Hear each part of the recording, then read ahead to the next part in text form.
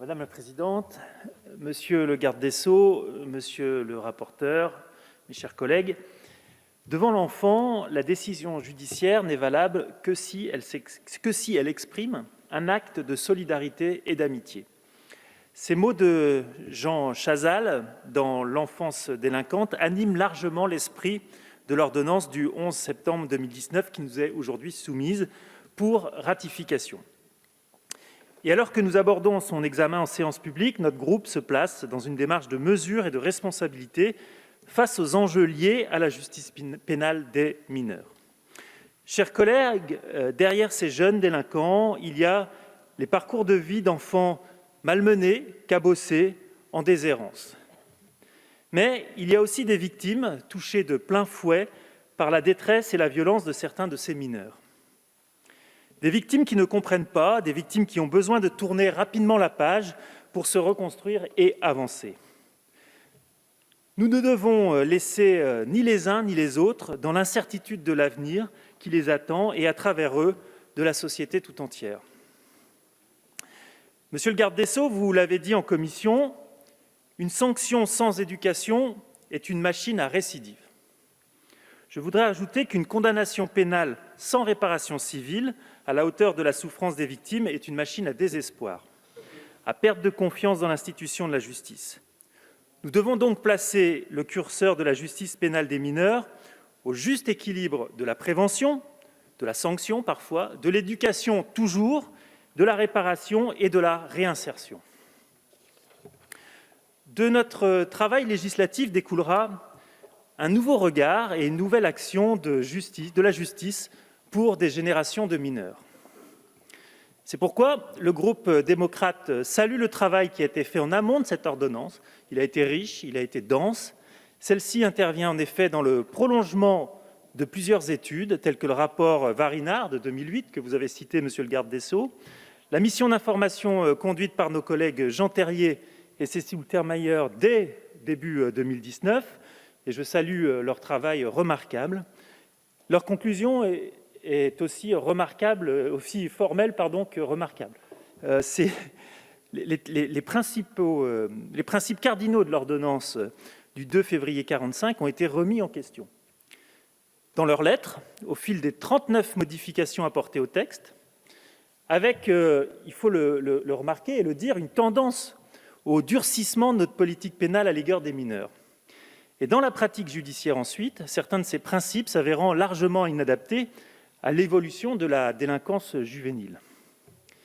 Alors face à une justice pénale des mineurs devenue complexe et illisible, l'ordonnance du 11 septembre 2019 représente indéniablement une modernisation substantielle du droit pénal des mineurs. Nous saluons en particulier le raccourcissement du traitement des affaires, qui passera d'une durée moyenne de 18 mois à 1 an, avec l'intervention d'un jugement sur la culpabilité à l'issue d'un délai de 3 mois. Cette première audience permettra aux mineurs de bénéficier d'une mesure éducative sans décalage temporel entre la commission de l'infraction et la réponse apportée.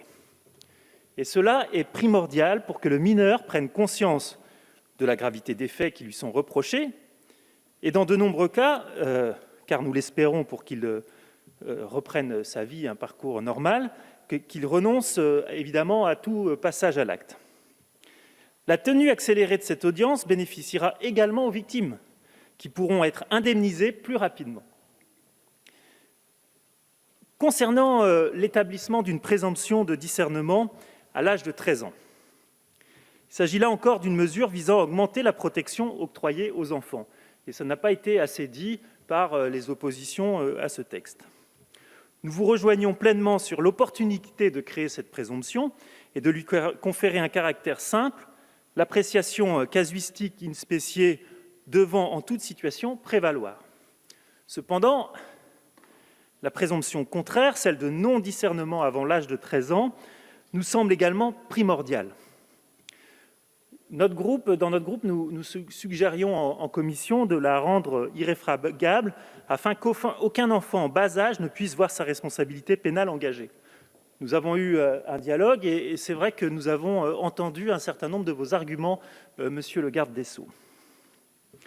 Alors, néanmoins, une telle mesure permettrait de mettre la France en conformité avec ses engagements internationaux, le Comité international des droits de l'enfant ayant déjà relevé à plusieurs reprises nos manquements à cet égard. Un autre point central de cette réforme mérite notre attention. Il s'agit donc ici de la création du Code de la justice pénale des mineurs. Cette codification améliorera la lisibilité des différentes règles applicables et en conséquence favorisera l'accès au droit et son effectivité. Nous nous en réjouissons. Toutefois, nous considérons, à l'instar du Défenseur des droits, de la Commission nationale consultative des droits de l'homme et de l'UNICEF, qu'il serait nécessaire d'aller plus loin et de créer un code des enfants regroupant l'ensemble des règles civiles, pénales et administratives applicables aux enfants et aux adolescents. En effet, c'est sous le prisme d'une approche transversale que nous pourrons accorder aux mineurs une protection plus efficace, individualisée et prenant en compte les différents aspects de leur vie. Nous devons également renforcer les synergies entre les différents acteurs de l'enfance. Par exemple, les situations de violence scolaire qui dégénèrent sont davantage liées à un manque de coordination entre les différents acteurs de l'éducation nationale, des services sociaux, de la justice, qu'à la nécessité de créer de nouveaux dispositifs de prise en charge. Chers collègues, nous allons tourner ensemble la page de l'ordonnance du 2 février 1945, promulguée par le général de Gaulle dans un contexte de fin de guerre qui avait jeté à la rue des milliers d'enfants et d'adolescents. En déshérence parentale, ils avaient besoin d'une réponse, d'un soutien de la société. Ils avaient besoin de retrouver le chemin d'un avenir plus serein. Comme a pu l'expliquer l'avocate Dominique Attias, cette ordonnance de 1945 mettait en avant l'éducatif, même si on estimait que l'éducatif pouvait aller jusqu'à l'incarcération. Donc on est parfois peut-être bien loin du durcissement qu'on nous annonce ici ou là. Aujourd'hui, pour le groupe démocrate, ce qu'il faut garder de cette ordonnance, c'est la primauté de l'éducatif sur le répressif. Et je pense que c'est le chemin que nous allons prendre et que nous allons atteindre en votant ce texte dans quelques jours. Monsieur le garde des Sceaux, nous adhérons pleinement et largement à cette réforme de la justice des mineurs et nous vous remercions pour votre engagement en faveur d'une réponse pénale des mineurs plus réactive, plus efficace, plus lisible, une meilleure justice pour les enfants. C'est ce que nous devons à notre société.